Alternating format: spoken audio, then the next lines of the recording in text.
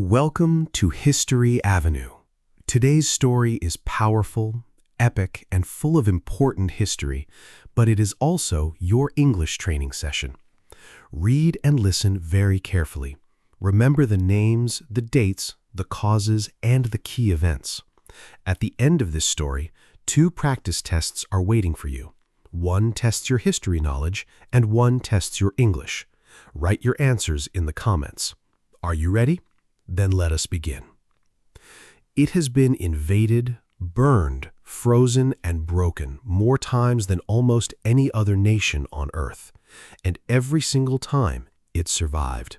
This is the story of Russia, not just a country, a force of nature. 1. The Tsar and his people, a kingdom built on silence. For hundreds of years, Russia was ruled by one man. His title was Tsar. He was not elected. He was not chosen by the people. He inherited his power, like a piece of property passed from father to son. The Tsar had total control over the law, the army, and the lives of millions of ordinary Russians. And the people? They had almost nothing. Most Russians in the early 1900s were peasants, poor farmers who worked the land of wealthy men and lived in deep poverty. They worked long hours. They had no political rights. They had no voice. They simply obeyed or suffered. But silence has a limit, and by 1905, that limit had been reached. Remember this date. In January 1905, thousands of workers and their families marched peacefully to the Tsar's winter palace in St. Petersburg. They were not angry soldiers. They were ordinary people, men, women, and children, carrying religious symbols and singing songs. They came to ask their ruler for better conditions, more food, and basic rights. The Tsar's soldiers opened fire on them. This day became known as Bloody Sunday. Hundreds of innocent people were killed. The streets ran red, and in that moment, something very important broke. Not a building, not a bridge, but the people's trust in their ruler. The Tsar was no longer a father figure. He was a threat. A ruler who shoots his own people has already lost his kingdom, even if he does not know it yet. The next chapter covers 2 revolutions in 1 year. Pay close attention. The practice test will ask you which revolution happened first. 2. 1917, the year 2 worlds ended. 12 years after Bloody Sunday, Russia was in a far worse condition. The country had entered World War I in 1914. Millions of Russian soldiers had died, badly equipped, badly fed, and badly led. Back home, people were starving. Fuel was running out. The winter of 1917 was brutal. In February 1917, the people rose again. This time, the Tsar could not hold on. February 1st. Workers, soldiers, and women took to the streets of the capital and refused to go home. The army, exhausted and hungry itself, refused to fire on the crowd. Without his military, the Tsar had no power. Nicholas II, the last Tsar of Russia, was forced to abdicate. 300 years of Tsarist rule ended in a matter of days. But the story did not stop there, because waiting in the shadows was a man with a very different vision for Russia's future. His name was Vladimir Lenin, and his idea was called communism. In October 1917, Lenin and his Bolsheviks seized power in a second revolution, October 2nd. They stormed government buildings. They took control of the radio stations, the railways, and the banks. Within hours, the old government was gone. A new Russia, built on a completely new idea, had begun. The Tsar and his entire family were later executed. The old world was not just changed, it was destroyed. Building a giant. The rise of the USSR. After the revolution, Russia became the center of a new and enormous nation, the USSR, the Union of Soviet Socialist Republics. It covered 1/6 of all the land on Earth. But having land is not the same as having power. The new Soviet leaders knew this. If the USSR was going to survive in a hostile world, it needed to become strong, fast. Under Joseph Stalin, who took power after Lenin's death in 1924, the Soviet Union began one of the fastest and most brutal industrialization programs in history. Enormous factories were built. Steel plants rose from empty land. Coal mines were dug deep into the earth. Railways connected cities that had never been connected before. The speed was remarkable, but the cost was terrible. Millions of ordinary people were forced to work under extreme conditions. Those who refused or who were seen as enemies of the system were sent to labor camps in the frozen north. Fear was used as a tool of control. By the late 1930s, the Soviet Union had transformed from a poor farming nation into the second-largest industrial power in the world. In just 2 decades, it had done what took other countries a century. The giant was awake, and it was hungry. The next chapter is about World War II. Remember the key numbers, losses, dates, and the name of the turning point battle. The Great Patriotic War, Russia's darkest and greatest hour. In June 1941, Hitler made a decision that would eventually destroy him. He invaded the Soviet Union, the largest land invasion in human history. 3 million German soldiers crossed into Soviet territory. They expected a quick and easy victory. They got something very different. The early months were catastrophic for the Soviets. Entire armies were surrounded and captured. Cities were bombed. Millions of soldiers and civilians died. The German army advanced deep into Soviet territory, reaching the outskirts of Moscow itself. But Russia did not fall. This is the key turning point. 3 things saved it. First, the Russian winter. Temperatures dropped to -40 degrees. German soldiers, not prepared for such cold, began to freeze. Their engines stopped working. Their weapons jammed. The same geography that had always made Russia hard to govern now made it impossible to conquer. Second, the resilience of the Soviet people. The Battle of Stalingrad became the turning point of the entire war. For 6 brutal months, Soviet soldiers fought street by street, building by building, room by room. They refused to surrender. In February 1943, the German army at Stalingrad was completely surrounded and forced to give up. It was the beginning of the end for Hitler.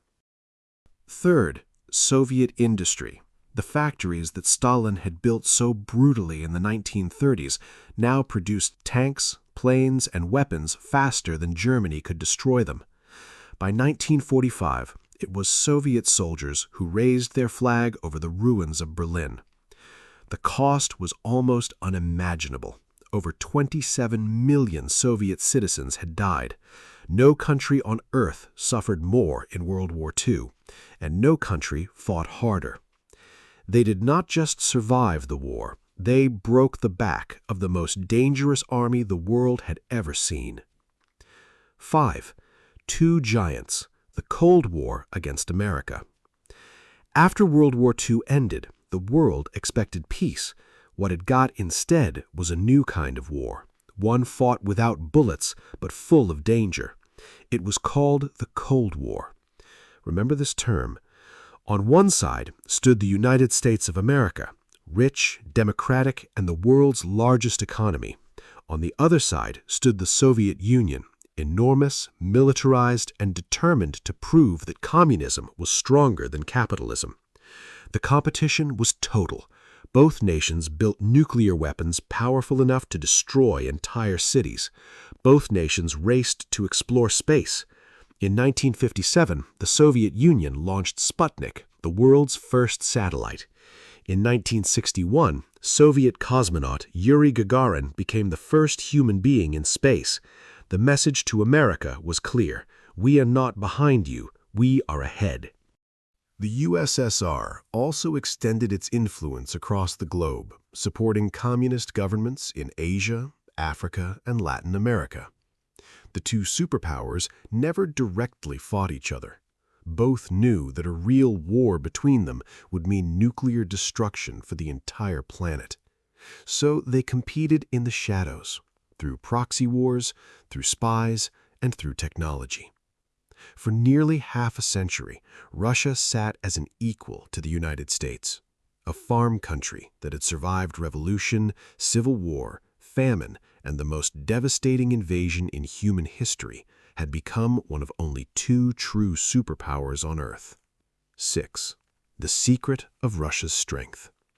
So how did a country that was so poor, so broken, and so often defeated rise to become a superpower? The answer lies in three things. Remember all three. First, natural resources. Russia sits on some of the largest reserves of oil, gas, coal, iron, and timber on the entire planet. In a world that runs on energy, the country that owns energy owns power. Russia has always known this. Second, military focus. From the tsars to the Soviets, Russia always placed the military above everything else. Even when people were hungry, the army was fed. Even when hospitals lacked medicine, weapons factories ran at full speed. The country was built around the idea that security comes before comfort. Third, and perhaps most important, geography. Russia is simply enormous. It covers 11 time zones. Invaders who enter it face an enemy that can retreat for thousands of kilometers, drawing the attacker deeper into a land of brutal winters and endless distances. Napoleon learned this. Hitler learned this. Both entered Russia with the most powerful armies of their era. Both were destroyed. Russia is not just a country. It is a fortress built by geography itself.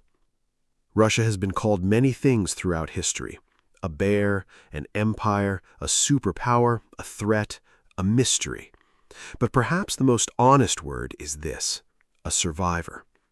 No matter how many times the world tried to break it, through revolution, through invasion, through poverty, through the cold itself, Russia refused to disappear.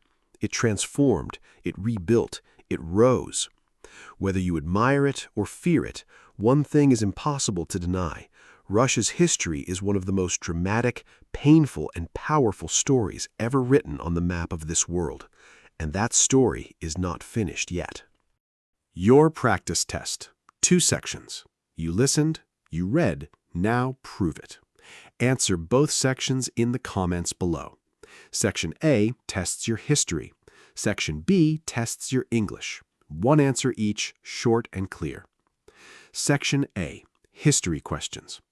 What was the name of the 1905 massacre of peaceful protesters? Chapter 1. True or false? The February Revolution happened before the October Revolution in 1917. Chapter 2. Which leader led the industrialization of the Soviet Union after Lenin? Chapter 3. Which battle was the turning point of World War II on the Eastern Front? Chapter 4. Who was the first human being in space, and which country sent him? Chapter 5. Name the 3 secrets of Russia's strength mentioned in Chapter 6. Section B, English language questions. Fill in the blank. The Tsar was forced to blank his power in February 1917. Abdicate, surrender, or resign. True or false? The word resilience means the ability to give up when things get difficult. Choose the correct word. The 2 countries fought a blank war, with tension but no direct battle. Cold, hot, or world? What is the difference? Invaded versus influenced. Which one uses military force? Fill in the blank. Countries that support opposite sides in another country's war are fighting a blank war. Cold, proxy, or civil? True or false? A cosmonaut and an astronaut do the same job, but the words come from different countries.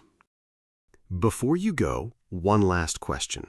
Did you enjoy the two-part practice section today? History and English together? Write yes, keep both, or no, history only in the comments right now.